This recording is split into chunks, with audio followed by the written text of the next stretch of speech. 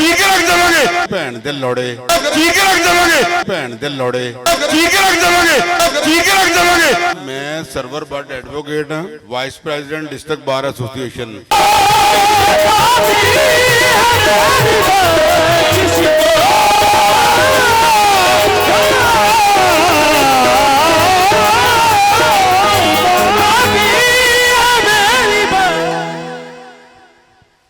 यार जिन्ने भी दोस्त इत्थे बैठे हैं ना, मैं कुछ लोग मैनू जानते होंगे कुछ नहीं, जेडे नहीं जानते उन्होंने मैं दस देना कि मैं सरवर बट एडवोकेट हाँ vice president district bar association.